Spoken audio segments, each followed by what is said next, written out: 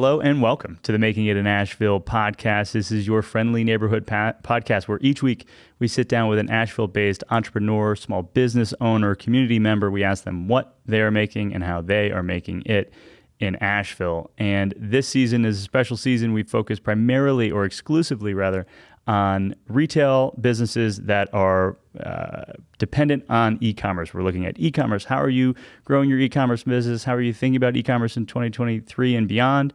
And this week, it's a very special guest. I would call it at least one standard deviation from all of the other e-commerce businesses that we've had in so far.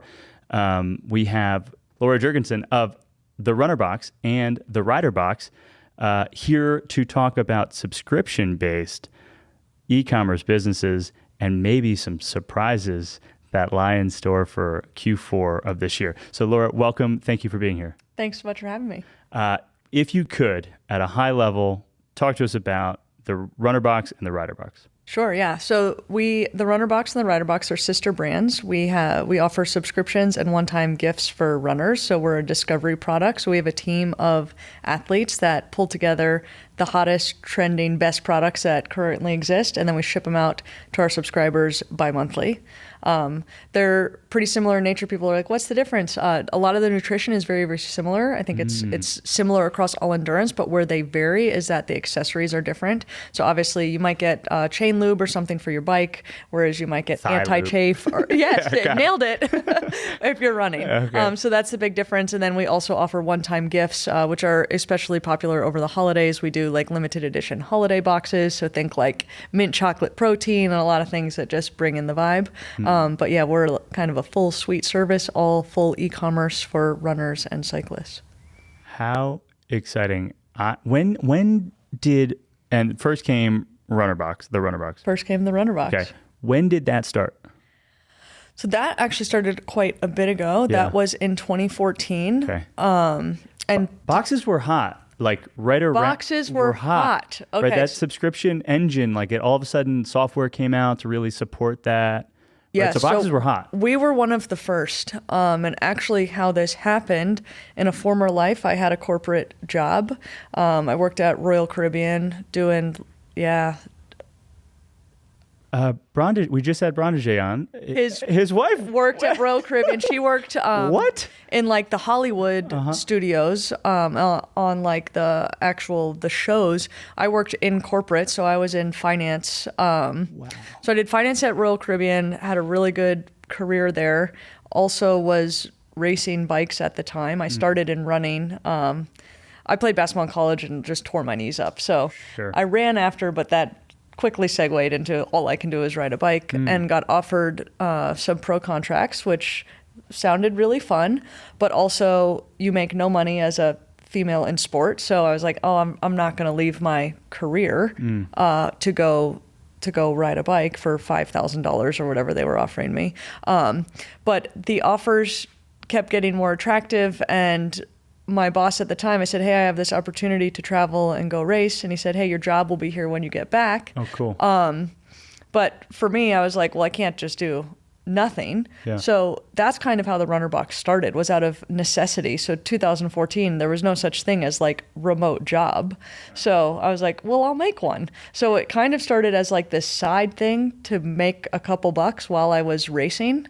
And that was like how it all started. So from, I'd say 2014 to probably 2019, I ran it, 2020 really, I ran it while I was racing the professional circuit.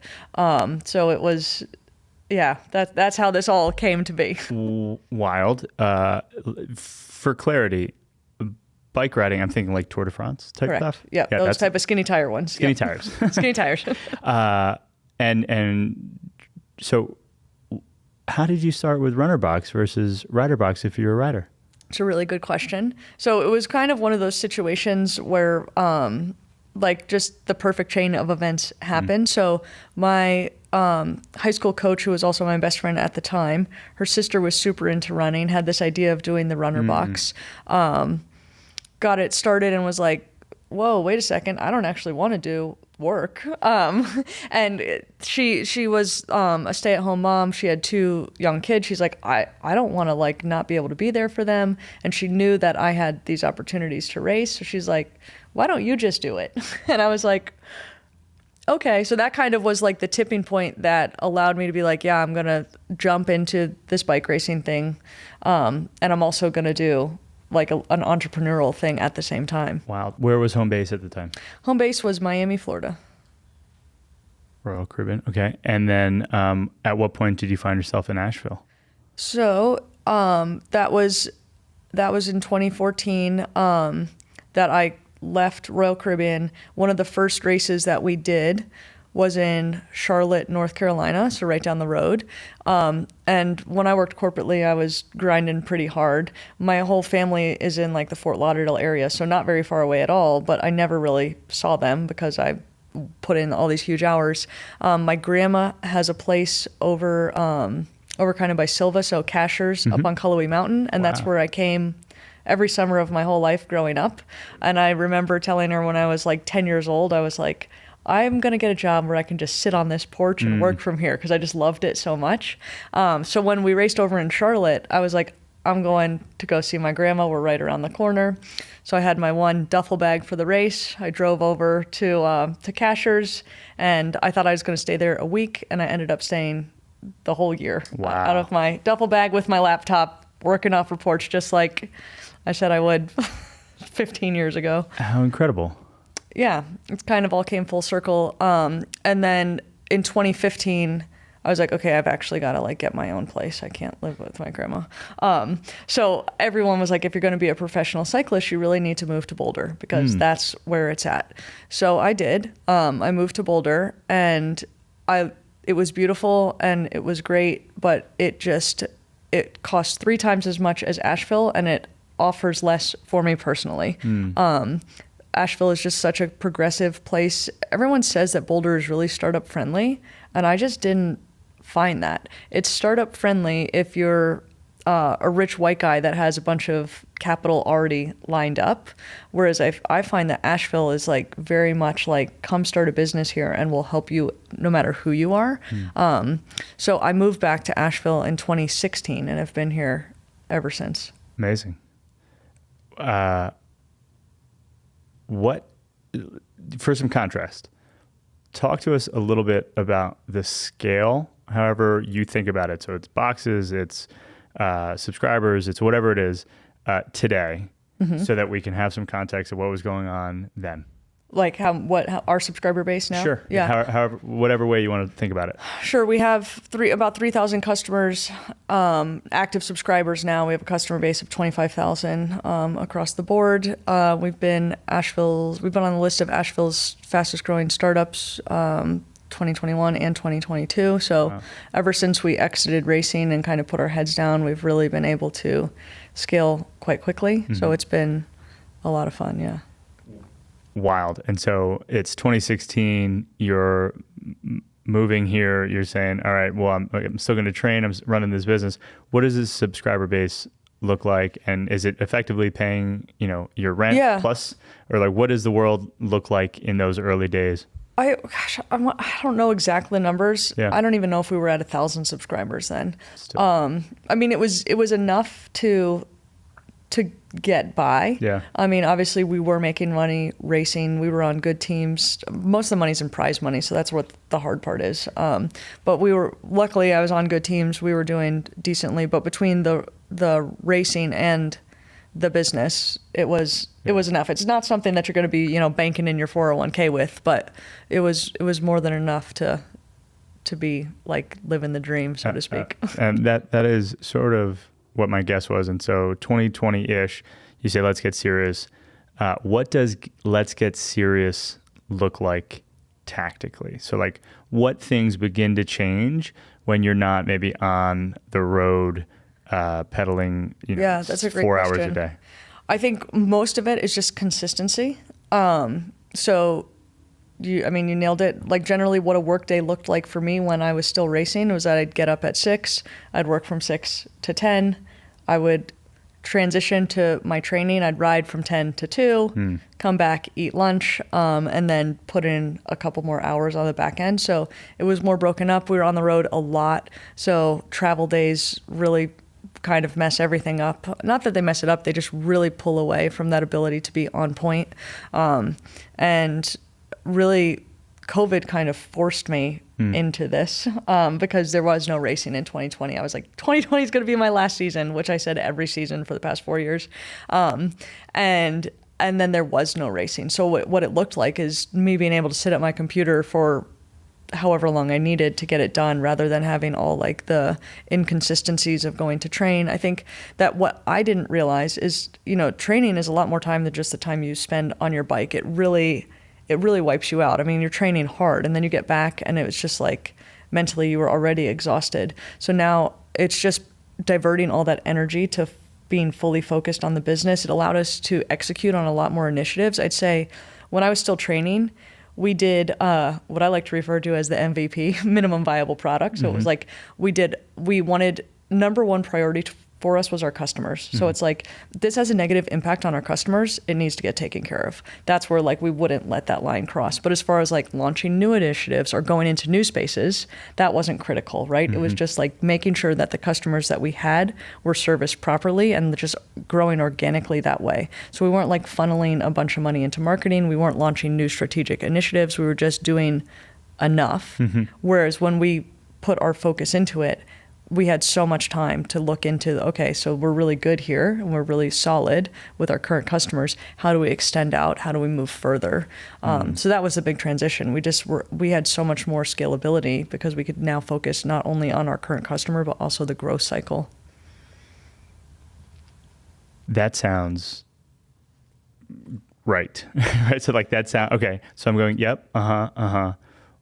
To kind of drill in, to double click, as I tend to say, to double click on that practically. So does that mean like there's a single subscription box scope and you're either getting option one or you're getting option one, right? Like Ford said, like you can get any Ford you want. It's just as long as it's black, right? Or however the saying goes, but like there was one subscription size and now you're like, all right, well, we can do like just this or the deluxe, and that wasn't an option before.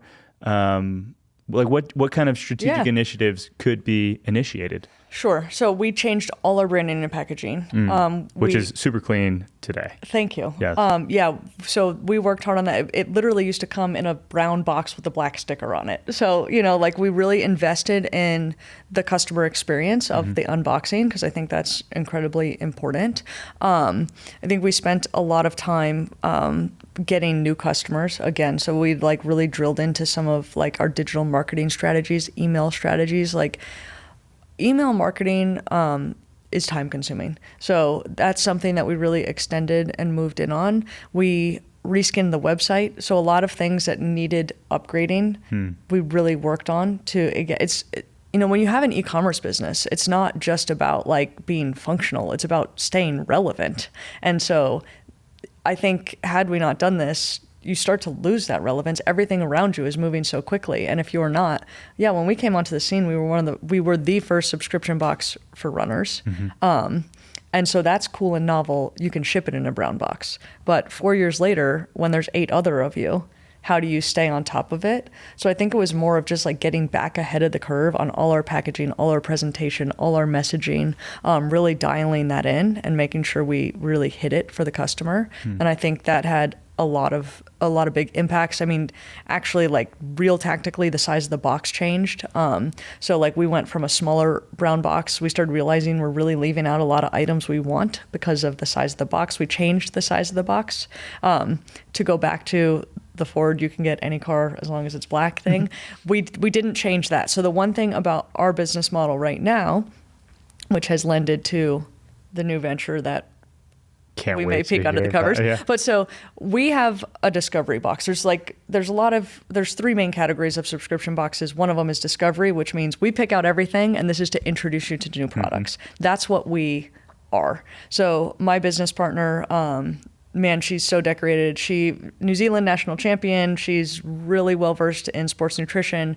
That's her domain in the business. She owns all the brand and partner relationships.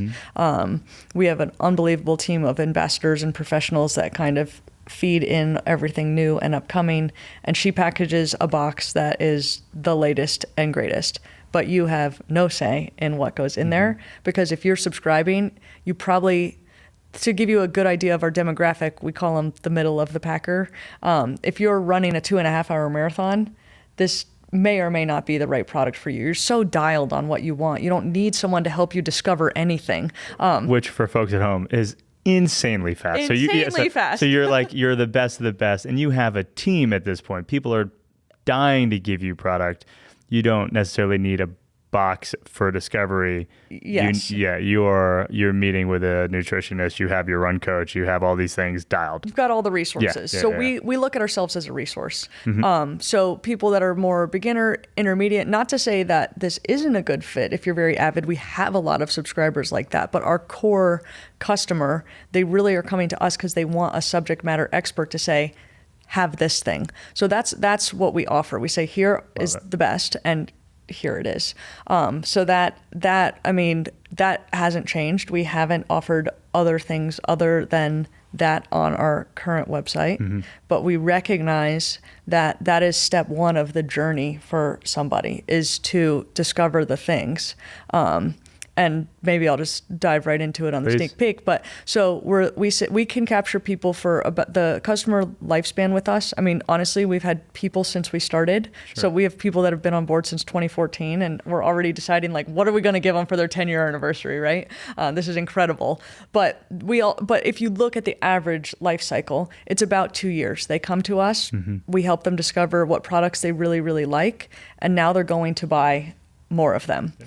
So we're like, we've been working through this whole last year of where can we send them to buy more that's more convenient and easier.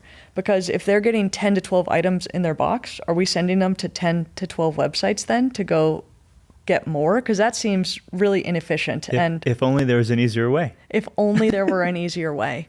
And you're sending 10 to 12 items every 2 months? 10 to 12 items in every box. They ship every other month. Wow. Yeah. Right. We load them. We load them up. And what are the price points? So we have like a good, better, best model of pricing. Okay, so there are tiers. There's 3 tiers of pricing. So you get 3 Fords. You can get black, pitch black, or black, black, black. And yes, got it. Yes, and we'll give you different pricing depending on we'll give you different interest rates basically. Yeah, so sure. if you get a box as it ships, it's $40. If you get it every 6 months, so that would be 3 boxes. $36 a box, and then if you pay for a year up front, it's $32 a box. Oh wow, okay, but it's the same box. It's the same box. Yeah, it's just a different. Yep, it's just how, like, at what interval do I pay for them is what the variant is. And the stuff in the box, right? So I'm getting 6 a year versus every 6 months, so two a year. That's I miss some of the stuff, and that's just the nature. No, you still get it all. So they ship every 2 months. So if you pay every 6 months, you still get those 3 boxes. Pay every 6 months. All the difference is your payment interval. Got it. So you're prepaying for a couple months, which is a cash flow thing, and you're a finance person. So yes, I'm hearing you. Got it. So it's all the same box. It's just how frequently you're paying. Correct. Once a year, you're a better customer to us. Twice a year, a better customer. Every 2 months, still great, but you can cancel at any point. We can't book that revenue. Like, we don't know what's coming. We think it's coming. And we have some level of certainty from the last 9 years. Absolutely. Got it. Cool. So, all right. So it's all the same stuff. How you pay, the frequency with which you pay. I dig that. So now, if there was only a better way to get these 10 to 12 things for every 2 months, you're almost at 70 to 80 possible items. Yes, you are. And so we talked through this. And I'd say one other thing that was happening at the same time for us is that we have a lot of friends, family members, things like this, that were getting the boxes that they have no relationship to running or cycling at all. I'd say they're definitely like fitness enthusiasts of some sort, but they were getting the boxes to support us. And they're like, man, I really love some of the stuff in here. how can I get more of it? Which made us realize like, hey, there's an opportunity here that is so much bigger than running or cycling. Of course, that was like a passion project for us when we were racing, and it made a lot of sense. But we're like, there's a need here across anyone in any sport to be able to go and get nutrition and gear to support them. And if you look, it doesn't exist. So I've done a ton of market research on this, and the biggest player where you can go get sports nutrition is Amazon. And that makes sense. And they have 36% market share. Sure. They have a ton of assortment, but what they don't have is information, knowledge. That's a place Always you the go. issue. Always the issue. Amazon's fantastic at what they do. I'm not like, you can have no overwhelmed. You have two options. You're either going to get every single option, or you're going to say, what does Amazon recommend? And that doesn't necessarily relate to how good is the thing. How good is the thing? Yeah. And I think especially when you're talking about sports nutrition, there's an educational component.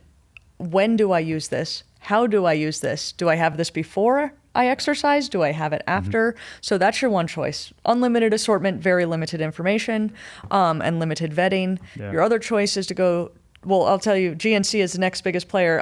Let's play a game. How much market share does GNC have in the sports if nutrition Amazon has sake? 30, GNC is at most 10 to 15. One. No way. 1%. So Vitamin Shop would be another 1-ish%? They don't even blip on there. What? So GNC is the only other one that even gets a spot on the map because they have 1%. And then 63% lives in all these individual websites. So individual sole proprietors, Honey Stinger, Goo, any of it, what have you. What? Yes. So then your How choice. did GNC fumble the bag like that? Because they're in every mall in the world. They are, but nobody really goes. I agree. Wants to go to brick and mortar anymore. And I think that this is what I will say about it, personal opinion. Sure. GNC has gone the route of producing their own line, which then there's a bias there, right? Choose this GNC product. Well, how do I know if that works or if you're just, you're slinging it because it's your brand? It's become very supplementy, and it has, for lack of a better term, a ton of bro culture around it. Agreed. No argument. For better or worse, right? Like there's or like corporate, right? It's like I would argue there's a lack of culture almost. Like there's no brand. It's so sterile. Yeah, it's there's so no sterile. brand. So GNC, great, they fumbled the ball. There's no better way to say it. Like they just haven't done a good job. Wow. So you have all these individuals that have come out, and they all have their own individual websites. They'll give you a wealth of information, and that's fantastic, but they give you no assortment, right? Like you can go on that website and get that brand, and that's great. Now I've got my protein. Okay, let's move to hydration.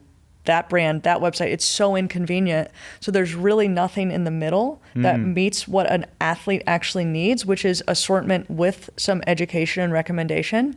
So together with a couple co-founders, we're launching a whole new venture called Fuel Goods. And it is a sports marketplace, sport agnostic. You can do any sport. Yeah. You can have any healthy lifestyle. You can come there. You'll be able to source all of that all in one place. We're going to use some pretty rad technology to give you some solid recommendations. And off those recommendations, you can then customize to your personal preference. All auto ship based, so similar in nature, right? Because sports nutrition is consumed. It's consumed. It's necessary. Yeah. It's consumed, and it's hard to find at like an Ingles or something like this. Yeah. Wow. First of all, love a good name. That's a good name. I love a good name. That's a good name. Wow. Okay. Yeah. So we had Ware on a couple weeks ago, and one of the things I called it like, outsourcing decision making, right? Like I don't want to do all the research. Some people do. Like Gilly does for sustainable stuff. Sure. Great. Do that. And then he's the villain in the movie. But in the movie, The Italian Job, the characters are talking about what they're going to do with all the money that they've gotten. And then this one guy played by, oh man, I'm forgetting his name. Anyway, the one guy goes, yeah, those all sound good. I'll do that. And they're like, what do you mean? He's like, I'll do what you guys chose. You're the sound guy. You love sound. You're the car guy. You love car. Yeah, I'll take one of each. And in a lot of ways, while I don't want to be the villain, I do want to kind of outsource the infinite possible options to the person that I would consider most knowledgeable in that space. Just tell me what to do. Tell me where to go. And then if you're great at top of funnel customer acquisition, having some sort of continuity offer that isn't random, whether or not it actually is, I don't know, but like isn't randomized, makes a lot of sense. Makes a ton of sense. How many products are you going to start with? Like how many? So we're going to start with brands somewhere between 150 to 200. So I think a solid assortment. I remember I'm like the biggest data geek in the world. So I always go with like MVP, proof of concept. I think that like doing surveys and letting people tell you what they want, the reality is that their behavior is always different than what they say. Yeah. So we want to seed the marketplace with some of the brands we have relationships with that we really love and we know are solid, and then watch where people's data-driven, like make data-driven decisions. Sure. What is the behavior telling us? And then drive really hard into those lanes rather than just blowing out. We don't want to be Amazon, right? We want to have vetted assortment because assortment is overwhelming. So we never want to get to a place where now it's confusing. Unless we can give a really solid recommendation that says, hey, we may have 1,000 products, but these 20 are for you. So I think we need to scale the product line with the algorithm, right? So the smarter we can get at making recommendations, the larger the assortment can be. But we don't want to assort too quickly so that now we just become another space of noise and overwhelm. Sure. Yeah. Wow. I mean, because even if the total SKUs, let's say, goes up, it is, maybe there's how many different choices can you make for, like we have protein. You care about protein. Well, tell us more about yourself. I don't eat animal products. Cool. So now you have 3 types of protein, or 7, or whatever it is, pea protein, algae, like whatever it is, there aren't, it's not infinite. And we've chosen these 3 providers in the space. All of them are great. That's now correct. It's going to be flavor profile. But you've already, if you're unsure, go to RunnerBox. That's the really beautiful part. And I think you've hit an important point here is that a lot of these people will have already the Runner and Rider Box is going to exist and keep flourishing. Right. This is a whole new separate business, but kind of the ecosystem that the two of them together create is really awesome because we can say to all of these discovery clients, here's a brand new bar, which again, think of this from the producer standpoint though, not from the client, right? Like they really need to sample their product. Like you're just not going to go buy something you've never tried and then go run a marathon or go play a new soccer match. It's too scary, right? Like I'm staying with what I know. Especially when the stakes are high. Correct. Right? It has to be off season or something else, right? It can't be the night, you don't change the night before the race. Exactly. Or the week of the race. Exactly. So we're going to be able to sample these products through Runner and Rider Box, but then we can say, hey, did you love it? Did you like it? Because mind you, no matter how awesome your product is, it's not for everyone. But for the people that it is for, then they can go back.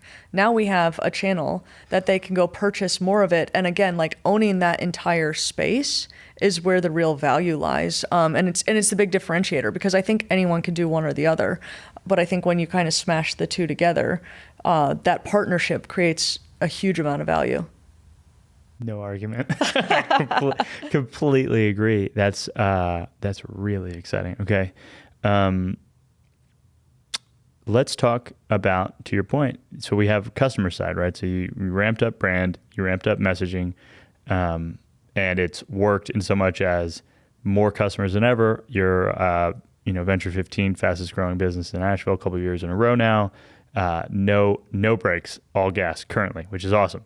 Now, on the business side, on the vendor side, on the producer side, how have relationships evolved? I imagine early days, you're doing like a bunch of outbound messaging. Hey, can we have some stuff? We got 600 people.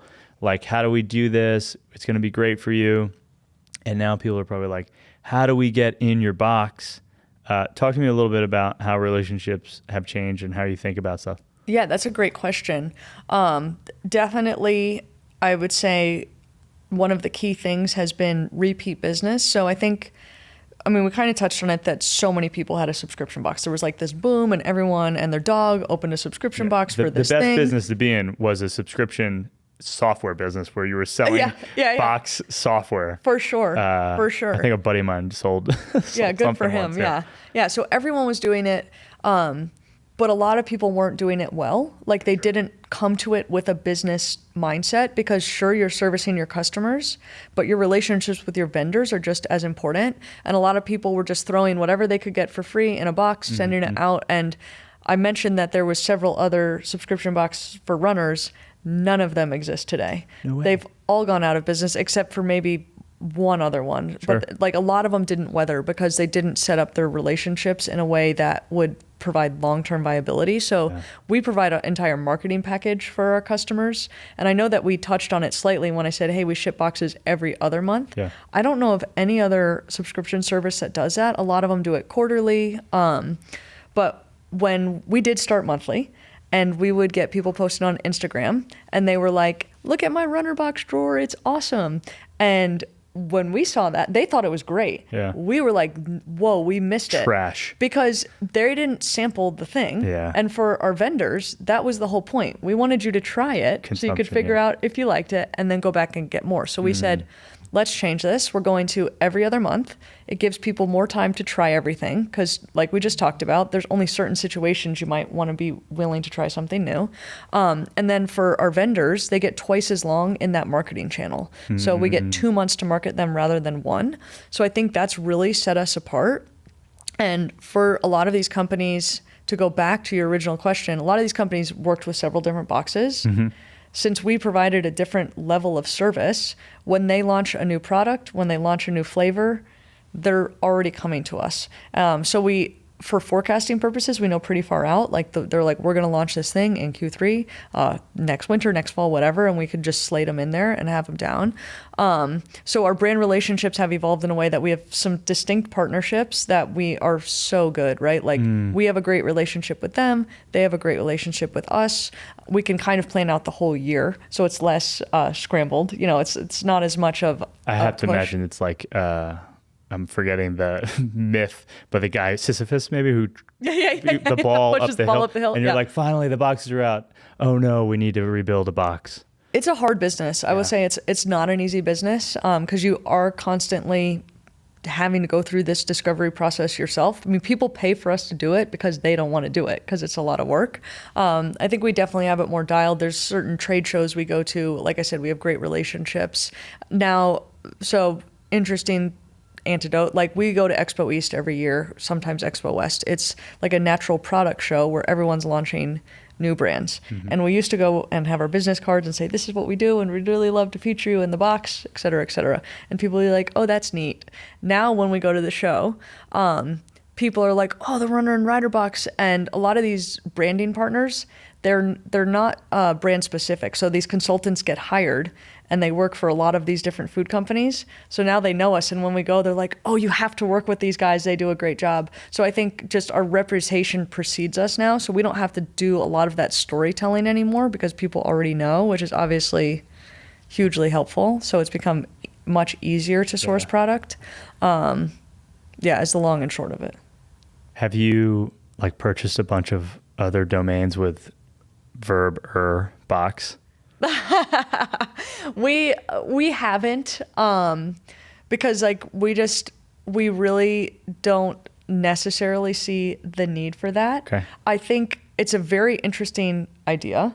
I haven't even personally gone and seen if they're available because kind of this shift to brand agnostic that the new platform will be, or sport agnostic, I should say, it makes a lot of sense to us because I think you're really splitting hairs especially when you get into team sports. Like, sure, is it for football? Is it for basketball? Does it matter? Well, it seems, and this is a worthwhile clarifying question. It seems that the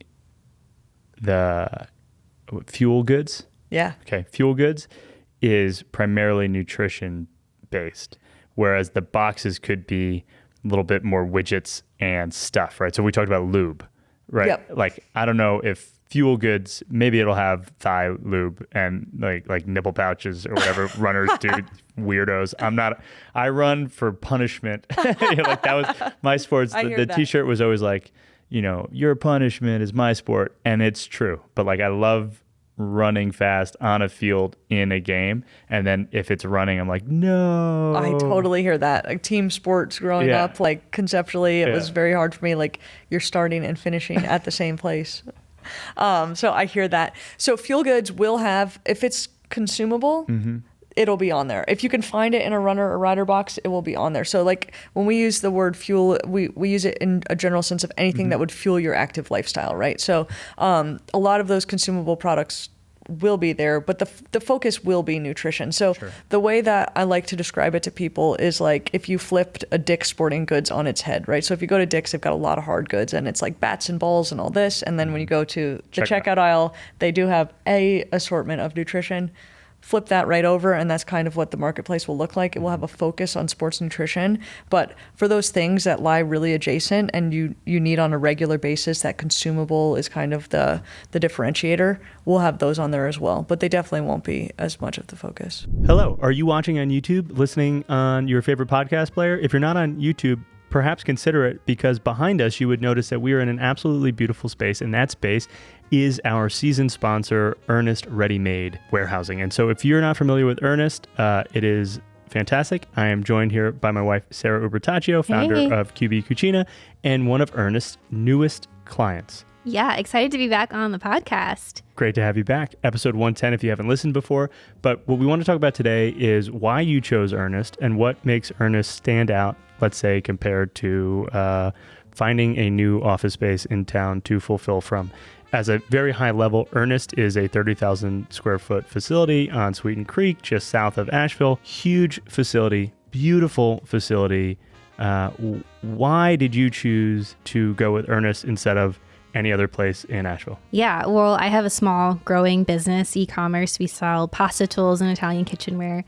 And we currently outgrew the space that we were in and really needed a different kind of space. And so I love Ernest. I love the fact that as we grow, Ernest can scale with us. So they have different sized co-warehousing spaces. So if we grow bigger, we can just quickly move over to a different space within the same building, which is a really huge time saver. I also really love that they have daily, sometimes multiple times a day, pickups from UPS, FedEx, and USPS. So we don't have to worry about packages getting lost or stolen, and our team doesn't have to drop them off at the post office, and it just saves us all a bunch of time and headache. And also they have temperature controlled rooms, which for a business like us, one of our products is pasta flour. It's really sensitive to temperature. It's really, really important for us to make sure that our products are secure and not getting damaged while they're being stored in our warehouse. And I love all the other amenities. They have a photography studio so we can quickly photograph our products. They have a full break room. They have co-working space that we're able to use for our meetings with team members and other people that may come to see us. And then just the sense of community, being around other small businesses is something that we currently don't have. And I'm really, really looking forward to connecting with others here. I love that. ErnestReady.com if you've not visited that before, or you can check out makingitinasheville.com/Ernest. And we have a bunch of information about the partnership we've built for this season, as well as some perhaps special discounts and incentives. If you happen to be a e-commerce business or the right fit for Ernest, you should definitely check out makingitinasheville.com/Ernest, ERNEST. And back to the episode. I'm like, ooh, that's a fun word that could be a box. Yeah. We definitely are going to. But what's the opportunity? Opportunity is not that. Opportunity is Fuel Goods from where I'm standing, and I'm super excited for you on it. I don't think you need to do a third box. Don't take that as like, should you? It's just so much. But it's it could just be a redirect. Yeah, like exactly. Like have you squatted on any of these sites to just kind of like one of the things I remember hearing, I was reading a book on, it might have been like barrel-aged stout and selling out. It was like a beer industry growth book. And I remember hearing, like it was, I don't know, some Florida-based brewery had their area code as the beer style. and it had done really well. And then something like Anheuser-Busch bought like 40, like, you know, put trademarks down on 40 area codes preemptively. And I was Yeah. like, oh, that's a gross thing. But also, like, if you can do it, Yeah. like, you can do it. If you can do it, you can do it. So that was mostly where I was headed to. Consumables. What type of hard goods so were you ever doing socks, running bibs, or you know, tank tops stuff? We have had some stuff. Yeah. For the most part, because on the runner and rider box, you can get a Ford as long as it's black. We steered away from a lot of things that would be sized. Sizing. But we have definitely done like buffs and headwear. We have done some socks, and we've just been like, for companies that have a size that's like medium large, and it's for the most part one size fits all. We've done like recovery sleeves and stuff like that. So we have done it. I think we're just more careful with it. We do have strategic partnerships. So we have a partnership with the Parkinson's Foundation.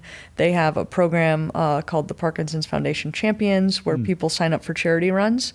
So our relationship with them, we send them a runner box that also has their t-shirt and bib. Sure. It's not that we can't assort by size. It's just a little bit more technical, where when you're sending one box that's just all the same. Yeah, everyone's teeth are the same size, right? You have one toothbrush. Yes, exactly. I gotcha. But on the new website, we'll have much more flexibility because there's a lot of customization. So yet to be determined how that will look. Interesting. So, but the difference would be like, do you want a 1 pound bag of protein versus 5, or Correct. like the biggest? Yes, right, exactly. Because right now Scale we definitely are putting it in there so you don't have to buy the whole tub, right? Like try it. And then if you want to go get the whole tub, then go to this place. So what thoughts are you thinking when,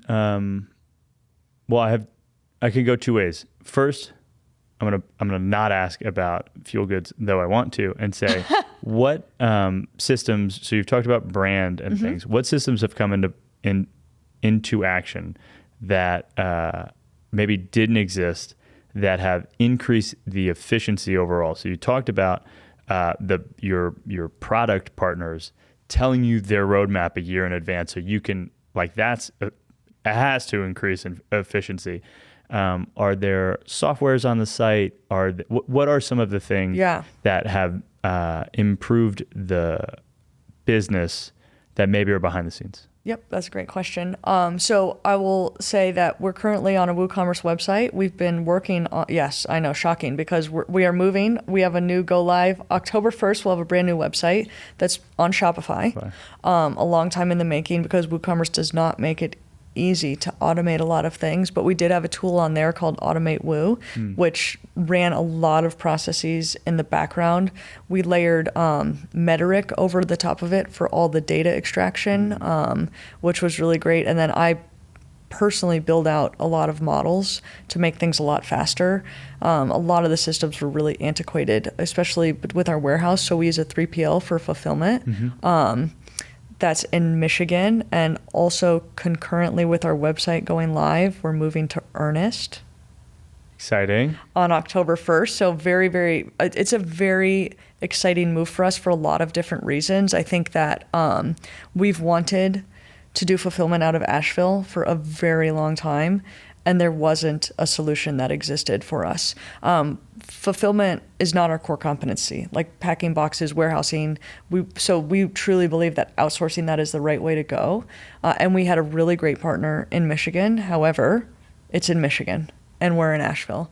So when Ernest came here, I mean, I honestly, it's been such a problem that I have said for the past year, if someone doesn't open a fulfillment center, I'm going to. Wow. Because we have, I mean, you have an entire season of podcasting about it. We have a lot of e-commerce companies that are here. They want to scale, they want to grow, and fulfillment is a huge part of that. And if you're packing boxes in your garage, you can't get on top of the business. So when Ernest said that they're going to be here and that we're going to be doing fulfillment, we actually we pitched at Demo Day last year at the Mule, which is right next door. And Jamie Daniels came up to me and she said, hey, if you're packing boxes, we need to know each other. And that's how the whole conversation started. And now, almost a year later, we'll be here. But it's a very, very exciting move for us because I think that is really going to improve scalability. Being so far from your product, I don't think is a good way to run a business. And I mean, like I said, the center we worked with was amazing and fantastic. We have nothing bad to say about them other than that the location wasn't where the business was.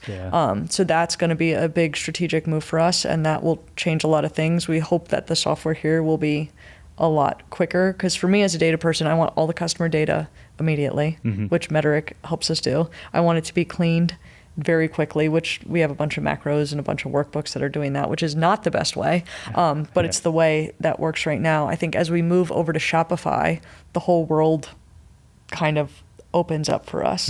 And I think just like the basic tools that everyone's using. I mean, when Slack came out, what a better way to communicate for us when most of the people that we work with are remote. We hired a lot of athletes because I wanted to give them the same opportunity as I had to race and be moving. Zapier we use all the time. I mean, it's just, I wouldn't say, I can't think of anything that's super novel and crazy that we do. But I think we're definitely, with AI coming in, we've already integrated a lot of that into our content writing and social media. I'd say for me personally, I think it's a great tool to use that needs human tweaking. So that's where I lie on the issue. But I think if you aren't using it in your business, you're already getting behind. For sure. So we're starting to layer that into a lot of our content. And I think that will be, as we build out a much bigger platform that has a lot more content, that will be a very big part of our strategy, is just like, how do we consume data and how do we spit it back out to a consumer in a way that's palatable in our brand voice, things like that. So those are a lot of the decisions we're thinking through right now. But the move to Shopify is going to be critical. It's very long overdue. We spent about a year and a half building a custom website that we never launched into the universe, which we learned a lot of things that got us very far. Was that was the WooCommerce WordPress? No, version of the site? WooCommerce, when we started to grow very quickly, we really maxed out that tech. It's like, whoa, we can't, we're done here. So this was when Shopify didn't even have subscriptions as a native option. Right. So we're like, we're going to build a custom website because we... Oh, fully custom. Fully custom. Oh, fully custom. Got it. And you never launched the fully custom. No, we got site. about 95% of the way there. And it was just at that stage, it was... The way it was built, it was like horizontally built rather than vertically. So every time they tweaked one thing, 12 things broke. And by this time, I'm like, we're not spending any more money on this, because now in a year and a half, what Shopify was able to accomplish was unbelievable. And I was like, we would be best off to put this shovel down and just start over on Shopify. So that's the decision that we made, and that's what we'll be launching this October. Which we're excited about. I mean, I think what got me excited about custom was my ability to own all the data. Sure. Because for me, you can make a lot of money by really understanding the customer. That's it. But Shopify has advanced so much that there's really little that you're losing by moving over to that platform. It's hard to argue, and I have to agree. I think I have a whole spiel at this point on different platforms for different businesses at different times even of the business. But if you are in the business of selling a physical thing to humans that don't come and pick it up, probably should be on Shopify. Case closed, right? Like there's other things for other things. But yeah, wow. Okay. Those all make a ton of sense. My mind goes, well, we should talk about some. So AI you don't need to be the world's foremost expert in, is it going to take over the world or not? But if you're writing things, you probably should do V1 with it, or write your V1, send it to it, and then that's V1.5, and then make your second edit after whatever it gives you back. And if you're not, like, ask yourself, why not? That all makes sense. Zapier, if that's not a known, that's like it's like an API connector. So systems that don't normally talk to each other, when you use a product like a Zapier, you can make them talk to each other. I imagine the Excel file brain that you have loves that you can take data, throw it into a Google Sheet or whatever. Do you use Google Sheets? I maybe not I do Excel, when I your have Excel. to. I do when Yeah. I have to. They have a time and place, just Yeah. like a website has a time. They have a time and place where they're very relevant. Yeah. Accountants don't use Excel. I know that's true. Well, you were in accounting, not an I was accountant. not in accounting. I was in finance. So Either more way. on the modeling side. Yeah. Oh, yeah. Yeah. Okay. Yeah. Forgive me for even saying It's Google. fine. It's fine. Yeah, that's fully Excel, and especially when you said macros, I knew better. But yeah, the idea that you could take disparate systems, pump them into, and this isn't the most sophisticated way to do it, but like you can pump them into a spot, and at the very least, if this happens, then do this, great. And now all of a sudden you're cleaning up data or enriching data or whatever, or at least just automating the next step that you would normally. 100%. And Yeah. I think that as someone with a very entrepreneurial startup mindset, you have to utilize tools like that because you can get anything made Yeah. or you can find anything off the shelf that's going to be really, really expensive. And I think that the one thing that I just can't advocate for enough is just, first of all, when someone tells you it can't be done, it probably can be. It just probably needs to look differently. So it's like thinking outside of the box and then also finding solutions that that may not be perfect, but they work and they cost a tenth of what it would cost to get the big box company to do it for you. I think that you've got to do that because like you're just too small to be able to afford the technology. Like we go back to data, I'd love to have SaaS. We're not buying that contract. I mean, I'm just not going to have the tools I had when I was at Royal Caribbean, but that doesn't mean that I can't still do the same thing. So I think it's just about being resourceful and then figuring out what you really need. Because if we can find this workaround, that may not be forever, by the way, it's not scalable. Don't worry about that at the beginning, right? Like just see if you actually need the thing because you integrate this solution that's maybe a little wonky and you're like, oh my gosh, the customers didn't do what I want. I don't need that thing anyway. Or, oh my gosh, this is going to be so much more profitable. This is worth investing in. I think those are the decision point that as an entrepreneur, it's really important to be able to get to. And those getting to those data points, they just take some workarounds. It's not going to be the choice. I just will never make that choice of I have to spend $100,000 on this thing with no information. So I'm the person that's like, I need some level of information, even if the information's not perfect and I'm not collecting it in a way that I can do forever. I'm like, well, let's just collect it for long enough to make the choice. Informed decision. Yeah. Yeah. Let numbers provide intuition, if nothing else. And, there's sometimes a shock or an awe, like whoa, Zapier at the amount of API calls, it's like $200 a month.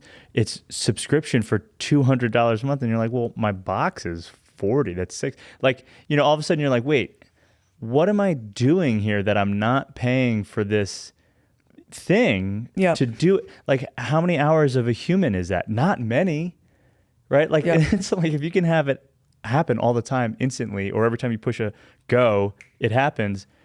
People. And so, that's not always, especially early days or like with air quotes, perfectionists who are they want getting in their own way yeah. often.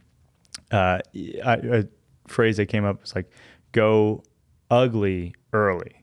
If you go ugly early, you can then A, get out in front of problems before they're actual problems. B, identify solutions to problems early and not create solutions that don't work. Right. To your point. And fix the problem with 100 people rather than 100,000, right? Yeah. So it's...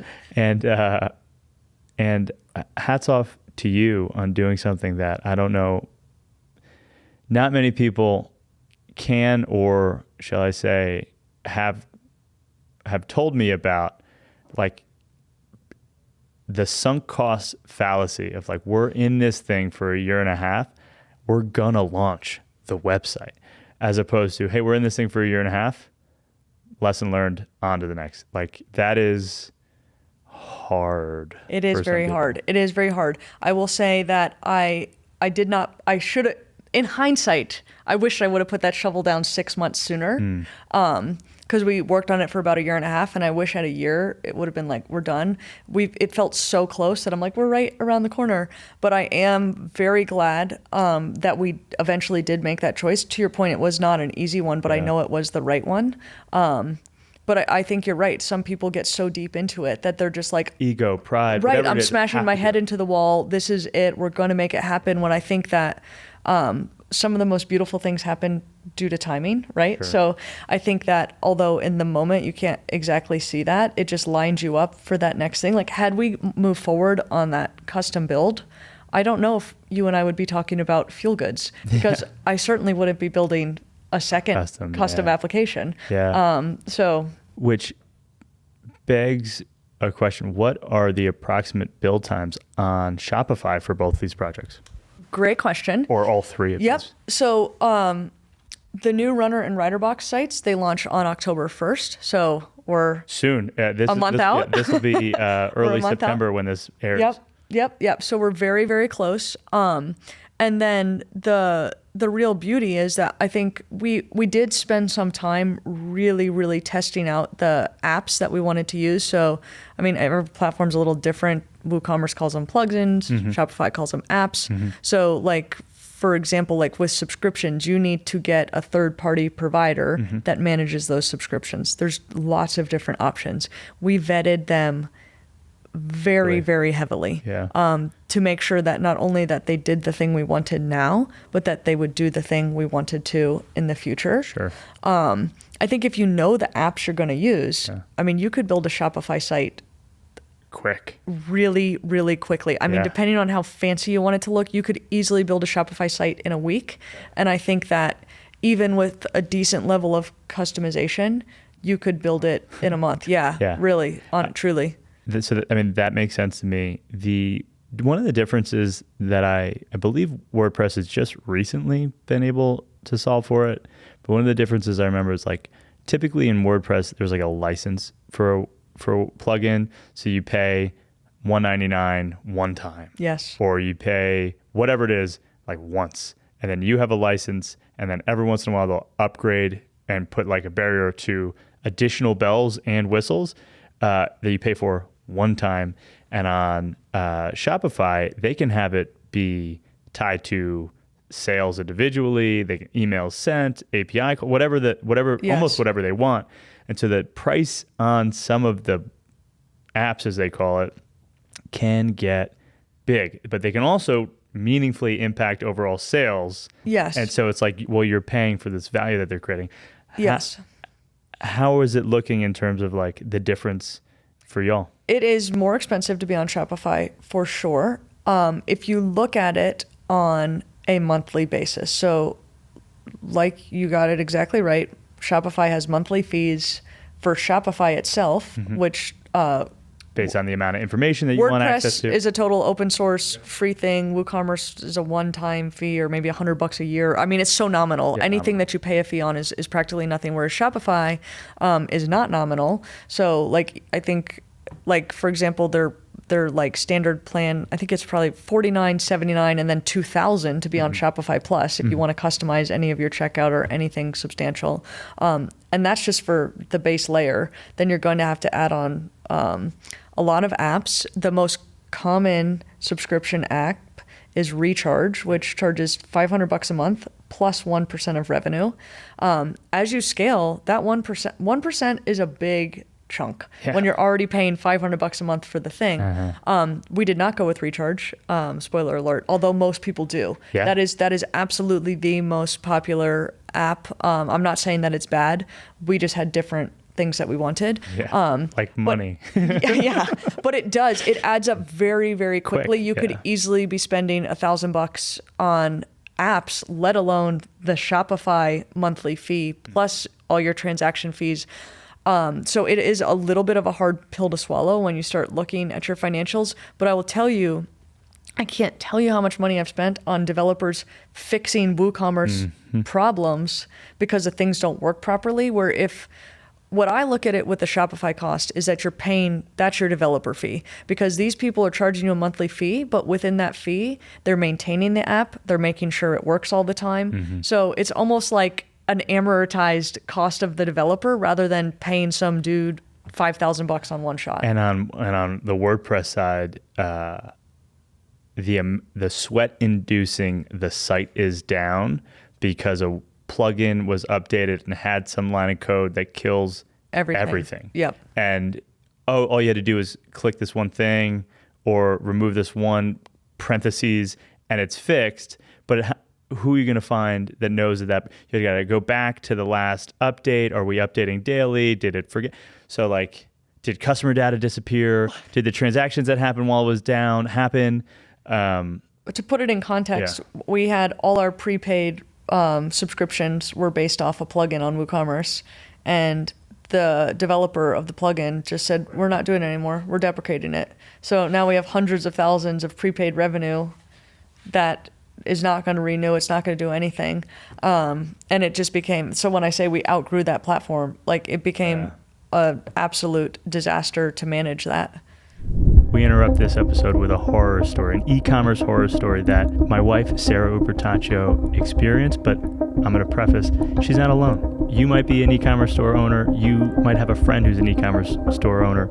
And this story is universal, though specific. Sarah, please take it away.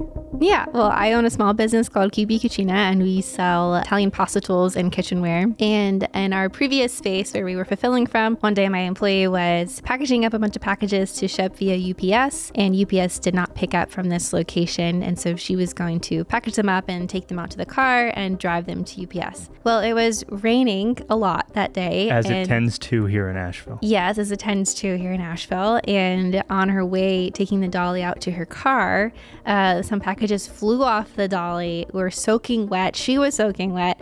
And then she had to repackage them, like go back up to the office and repackage them because they were ruined and couldn't be shipped out. So, yeah. And I'm so sorry to hear that story. That's a heartbreaker. Now you don't have to worry about that happening anymore because you work at Ernest Ready-Made Warehouse and they have daily pickups and deliveries from FedEx, UPS, and USPS. Yes, it's like suddenly we have a valet and concierge at our fingertips, which is amazing. They have daily pickups from all the major shipping carriers, and they have a huge loading dock so we can receive our shipments very easily 24 hours of the day, every day of the week, which is amazing. To learn more about Ernest Ready-Made Warehouse, visit makingitinasheville.com/Ernest, ERNEST. We have all sorts of information about this season, about our sponsor, Ernest Ready-Made, and offer a very special incentive for those of you who are small business owners in Asheville who could benefit from this facility. Back to the episode. So, and that won't happen on Shopify. Sure. So there's that peace of mind that you're really, everything is always up to date and going to be working. Yeah. And if there's not, there's one neck to wring, as they say. Correct. So to speak. And whether or not that turns out to be true, I'm sure that people will point and say, no, it's a plugin, it's the thing, it's talk to them. But either way, okay. So months instead of 18 months. Yeah. And put the shovel down. When thinking about building fuel goods with fuel. I want to go feel, which great name. That's because I might go feel good. Feel good. Yeah, love it. Couldn't love it more. When thinking about building fuel goods, obviously we're going to be on Shopify. What other things are you thinking about, like bringing into this launch strategically? So this e-commerce season, talked with a lot of types of businesses. We are not pre-launch on anything. Maybe a new SKU. Maybe we're doing our house brand of a product line, which I heard you say that you're not into, or at least it can make for a shopping experience where you have to take into question, like, what are these recommendations if they have a house brand? So I hear that, but like those are the only two examples of launches that we're talking. Kickstarter, new product, expanding a line internally, not launching a wholesale new concept. What are you thinking about when launching this wholesale new concept? When we're with this wholesale new concept, I mean, I'd say the flagship product that we'll have on there is the build your own box, which, well, actually, it's going to be a build your own case, so you can get a case of the fuel goods. But it allows the customization, right? So we'll use generative AI to create templates, or we'll just use athletes to create templates, right? Like, this is what I train with. So we can feed those up to people, say, here's what we recommend, right? Like, we'll have nutritionists, we'll have people that say, this is, if you'll fill out a questionnaire. I run a marathon. I play basketball 4 times a week, whatever it may be. And we'll say, here's what we recommend for you. From there, you can customize it, and you can build your own box. So where Runner Box as a business was, you could get a Ford, at least it's black. Fuel Goods as a business is you can get whatever you want, however you want it. We're the Big Mac, have it your way, right? Yeah. Like, and we will keep your credit card on file. Yep. And you worry not, it'll arrive. Worry not, it will arrive. You can change it. You can customize it. We're coming out with some really, really fun features I think are exciting at least. So surprise item in any category you want. So say you love these 8 things, but you also really like to stay on top of the latest trends. You say, hey, every box, throw in an extra healthy snack. Like throw in one more healthy snack that's the newest, latest, greatest. So we keep that like surprise and awe of subscription boxes within this thing that you can customize. So some of those are like a little bit of the fun features. We're throwing in a lot of retention modules. So like we'll have a really awesome referral program. This was something that was important to me, that the developers are like, it can't be done. And I was like, it can be done, and we will find a way to do it. Because right now, for me, like referral programs are generally like, if I tell you about this thing, you're going to get $10 off, and I'm going to get $10. Yeah. However, when I get $10, it goes to some email that then I have to go into my user portal and I've got to apply it to my subscription. I'm like, no, that's not what we want. It's got to be absolutely seamless. Yeah. If I refer a friend, I want that credit to accrue in my account, and that means that my next box that's supposed to be $40, if I referred 3 people, that's $10. Because what's the likelihood of you canceling that box that's now coming for basically free? It's next to nothing. So both from like referring new customers and retention of current base, it's really, really strong, but it has to work that way. It can't be something that someone has to go do to redeem. Yeah. And that's also like sort of in bad faith, right? Like just because that's the way whatever it was done or it was built initially, like how is that in the best interest? It's of the not. client? It's just in the best easiest. interest of it not actually being used to and who wins in that case? Maybe the business, but maybe, probably not. But I think it's not even done maliciously. I just think it's more challenging to auto apply to somebody's subscription. But it seems interesting. It seems like that could be a parameter and a link, right? Like it's a referral link. The parameter gets. I'm sure it's hard. But it's harder than it should be, because in my opinion, like you and I having just a logical conversation about business flows, this is obvious, right? Like seemingly. I shouldn't have to do something here. The hard part would be if they don't use my link or if they don't use my code. Sure, then that's a whole nother situation. But if they used your code, I don't want the customer to have to do anything. Like we're all about a frictionless experience, right? Like if you're not moving towards a frictionless experience, you're dying in the internet world. Well, and chain lube and thigh lube. Come on, we are a frictionless company here.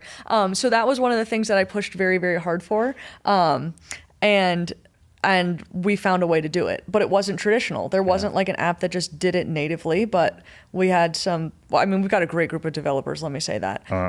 And so if you need it, we might be making a third company. I'm not even kidding you. Like I'm a serial entrepreneur. We might need a third company. So I have already talked about, it's why I was going to build the custom software. I'm like, because nobody's happyreferrals.com. Like doing this well. Let's go. Like why is this so challenging? It seems insane. And especially built for Shopify, you got customer acquisition baked in. Yeah, okay. Well, so there you go. 2024, we're doing a software as a service season, and we'll be talking about you'll be talking to happy referrals. I'm not even kidding. Yeah. I'll tell you what. If you have a brain like mine that like is just constantly going through this stuff, you've solved it. No shortages of businesses that I could be opening. I will probably be doing this the rest of my life, starting a new business here and there, because there's so many opportunities that arise along the way. Because the reality is, if I have this problem, lots of people have this problem. So I think it is very interesting. I've already like gone down that road of the pivot of how many Shopify apps will I now build now that we're on Shopify, right? So who knows? And I mean, all joking, but also all joking aside, I do have a friend who's like, it is not uncommon. Like there's private equity, there's micro private equity that's just buying Shopify apps to build, big apps that do a bunch of high value things. there's a whole ecosystem just in the App Store on Shopify. There 100% is. So, so that's one of the things, the features that we push for was automated referrals. Love it. Has to happen. So that will be a really important part of our business model, because for me personally, aside of all business, I mean, obviously, like, I believe in capitalism because I'm an entrepreneur, but also I believe in community, and it's part of what I do and why I love being in like a sport-based business is because we're motivating people to get out there and do it, and we don't want them to do it alone. So like we called our referral program Training Buddies, because we want you to have one of those. And I think that it's an important part of our business, right? We want you to be able to tell your friend, like, hey, this thing is really cool. I think it will help you on your journey. And then we want them to be rewarded for it. So it's like part of our core value as well, is building that community base. I love it. And it'll work for all three of the, sick. I love it. I mean, anything else? Q4 is going to be an exciting quarter for you, 2023. What else are you thinking about the rest of this year, 2024? Yeah, Q4 is a ripper. Really, the move to Asheville is so monumental for us. Like I said, it's in conjunction with the launch of our new website. So it's really, really awesome. It's kind of like us. We've said we're an Asheville business for a very long time, with a key component not being here. So we're so excited about bringing that here. We're so excited to be at Earnest. So that's a big one for us. We have a lot of decisions to make with Fuel Goods, but we're excited because this one is going to be a much more high growth startup where we're going to be able to bring in resources. I think something that I'm personally really passionate about is bringing high value jobs to Asheville. When I moved here, they said Asheville is BYOJ, bring your own job. And it's true. It really is. As someone who was a finance professional, I could not find a job here on my standard career path, right? And that is where we're going. We want a high growth startup here that brings in growth talent to Asheville. And I think somebody's got to be the first mover. I don't know who's done it yet. Like who's said, I have a high growth startup in Asheville. Not to like demean anyone, because there's a lot of really great startups here. Sure. There's a lot of people doing really cool things and growing businesses. We just want to do it faster than everybody else, right? Like we think we've found some white space here. We want to be the Chewy of sports nutrition. We want to have hundreds of jobs brought into this space doing. And again, I think we'll have jobs across the gamut, right? We're going to have warehouse jobs. We're going to have office jobs. We really want to bring some high growth talent into this. We already have, which is exciting. But we want to get that ball rolling, because I think it takes a first mover. Someone's got to do it first. As soon as one startup really knocks it out of the park here, there's going to be talent that comes in, and it's such a cool place to live. It's such a cool place to live. We just need some like really big momentum. There's big companies that are doing it. New Belgium brought a lot of energy. And I love that, and we need to keep doing that. But we also need like some small to mid-range companies that come here and do that. So Q4 is going to be the precipice of that for us. So that's what I'm obviously most excited about. I mean, I could go down the line: Black Friday, Cyber Monday. There's a lot coming down the pipe, but I think it's all really good, exciting stuff. Hell yeah. A. B, the podcast is the result of bring your own job. I completely agree. That's what everyone said. Calendar year 2019 when we moved here. 2018 we visited 3 times. Everyone said, better bring your own job, and you better bring your own job. And so, it would be great if people could just come here and work in awesome businesses. And I love that you're building that for people. I would double click into the major e-commerce holiday playbook. If there's anything at a high level that you've seen work that you're stoked on executing this year, I'd love to hear it. It's not mission critical, but what do you have I think it's a great about? question, because it's really important, right? Like I think it's wild when you look at our revenue curve. From the middle of November to the end of December, we do 30% of our revenue for the whole year. So it's just wild. And I think that there's a bunch of tactics. There's a ton of strategies. I think we're not in the world of manipulative selling. And I don't use that in a bad way. We're constantly being manipulated when we're buying things. But I think we don't really do discounts through the course of the year, because the box is already a huge value in discount. But we do engage in Cyber Monday. We don't do Black Friday. We do a soft Small Business Saturday for fans and supporters. We don't really push it. And we just go all in on Cyber Monday. If you want this sale, today's the day to do it. We go heavy in. I think for us with a subscription-based product, it makes a lot of sense because some people need to get over that hurdle of like, ooh, I don't know about the first one.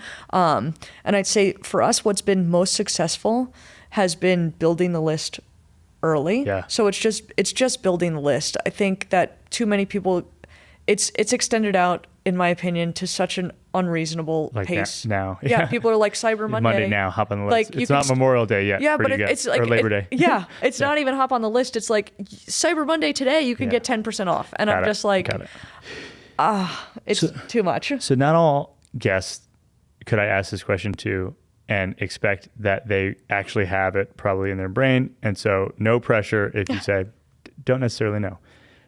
Do you have it dialed to customer acquisition costs for a new purchasing customer? Do you have it cost to acquire a new list member? And then like, what is the payback period? Is it in the first box? Is it the second box? Like, because it seems to me that it's plausible that you're profitable first month, and that only if you were really stepping on the gas and trying to work hard to get massive amount of exposure would you need 4 boxes to be purchased to get out of that trough of customer acquisition costs. Great question. About $25 cost of acquisition per customer. Lifetime value about $191 and growing as we're longer. So that is about a 8x on that, which is way above industry standard. Yeah. So we have very good multiples on that. So that if we sell, if it costs us $25 to acquire the customer, that first box isn't break even yet. The first box is tough. You wouldn't want to get someone on a first referral box only. You hand somebody $10 plus have your margin. So it's not the first box. And I will say that it's close, right? Yeah. Like it's close. Like we're not eating our face on that. Sure. But like the reality is that people stay for an average of 9 boxes, so that if you cancel on the first one, this product is probably not for you. I'd say one thing that I would love to get across is people get offended, and I used to as well. Like if someone cancels, it just means it's a bad product market fit, right? Yeah. Like there's a lot of people who don't. So, but we definitely do. If you stay for 2, we're definitely making money on you, and people stay for much longer. But we definitely model all our marketing around that $25 CAC. I mean, obviously we've had some channels that are more, but the way that I look at it is why go into those channels, even though they're profitable, until we saturate the ones that cost less, right? Yeah. There's definitely across different channels that CAC varies, but for the most part, we really like to stay in that $25 range, and that's very achievable for us. Yeah. So by box 2, we're profitable, and since we offer our heaviest discounts the longer you stay. Sure. So we're quite happy to give you the box for free if you're going to stay for a year. We don't care. Yeah. And I think that's just how we gauge it, is like the longer you stay, the more we make. It's why our single box is more expensive. So that way, if you purchase it at that $25 CAC, we're still not losing a ton of money. If you decide to stay for longer, great for you. You can pay less. You paid 6 months in advance. You're good. Yeah, we're still good. We know that we've cleared profitability. So awesome. Man, it's killer. What channel when thinking about it? So it seems to me that athletes and sponsoring athlete influencers could be a really powerful channel, and then probably all things meta. But like, any surprises in how you are spending money to grow? I'd say the biggest thing that I personally found surprising, I mean, you nailed it. Those channels are all very good for us. Was that we made a little bit of a shift in our digital marketing in a sense that we found it a little bit to be like shooting fish in a barrel on buying AdWords for gifts for a runner. So people always ask the question, do people buy it for themselves or do people buy it for someone else? Yeah. It used to be about a 50-50 split. We have intentionally shifted that more over to people buying it for someone else because it's really hard to know what to buy for somebody. It's like such an easy win for us. Yeah. And I mean, my world, we talked about it briefly before sitting down. My world has been baby for 2 years. We have quarterly subscription boxes from 2 different businesses that were gifted to us. Like it is, That's a great. It's in such an easy gift. So like for this, it's been very, very easy for us to get people to buy it for somebody else, which is even more reason why we needed to start the new platform, because if someone buys it for you, you may not want to carry on the subscription, but you definitely are still going to need to keep getting those individual items. So, yeah. Wow. I'm so glad that you're on this podcast. Let's, any open loops, anything in your heart, your mind that you wish I had asked about when you were like, oh, I'm gonna be on this podcast? I want to say no. I mean, I'd say just thanks so much for having me. It's been such a pleasure. I think that there are so many cool people doing really cool things here in Asheville, so it's a delight for me to be added into the group here. And I think that, I mean, we're really excited about the launch of the website. So, you know, we've got one business that's flourishing with a launch and then a whole new one starting. So, I mean, can't wait to champion y'all. And the timing on this seems to be perfect. We will have links to all of the different businesses and websites and social channels. One of my thoughts is, and I'm putting you on the spot and we can kill it, but is there like a welcome rider box offer that we could offer the audience if they're into it? We definitely can do that. So we'll put it in the show notes, but I'd say we'll just call it Making It. Making It for $10 off first box of any subscription, and we'd love to throw that out there. Amazing. So thank you so much, and man, I can't wait to see. I mean, all of this is super exciting, and I can't wait for you to rip in Venture 15 again this year. But feels good, sounds good, looks good, all of the goods. I can't wait to see what happens there. Thanks so much.